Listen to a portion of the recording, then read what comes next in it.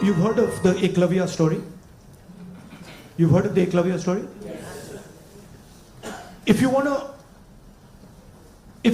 to pin down what is happening in India, it is millions and millions of Eklavya stories every single day.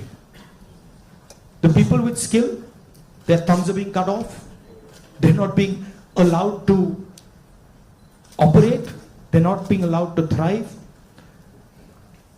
And it's happening across the board. So, respect for skills, supporting skills financially through technology, that's how you'll unleash India's power.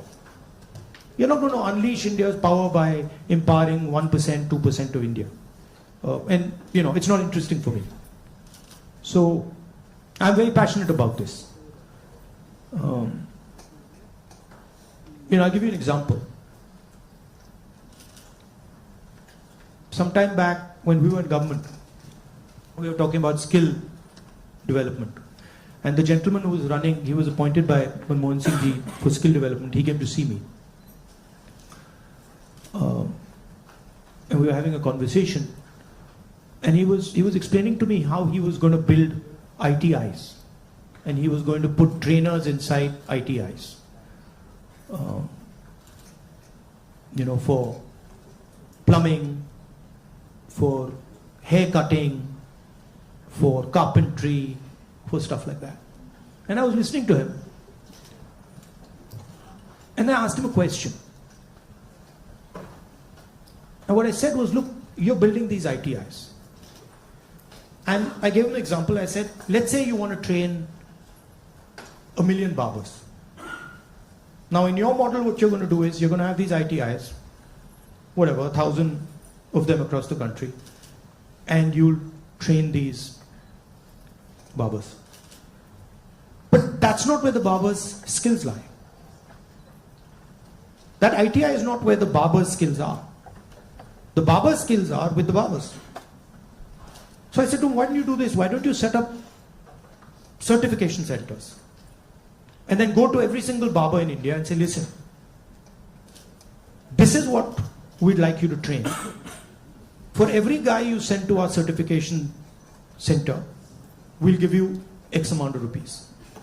So let's say you have, 1 million barbers in India. And you go to 1 million barbers and you say, listen, you guys have the skills. We want to train barbers. And now start training barbers. And for every guy you train, send him to the certification center. And the moment we find that he's certified and he has been sent by you, we pay you. How long will it take you to 1 million barbers? 2 months? 3 months? Right? He just looked at me as if I was crazy. Right? Because for him, the skill isn't there. The skill isn't the ITI. But actually the skill is with the barbers, with the plumbers, with the carpenters. Those guys have the skill. That's the skill network.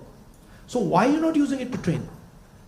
Just recently I was driving past Sultanpur and I walked up to this shoemaker. It was amazing because the guy says to me, I said, what's your biggest problem? He says, I've been working here for 40 years and nobody has ever respected me. So he says to me, the only man who has ever respected me is my father.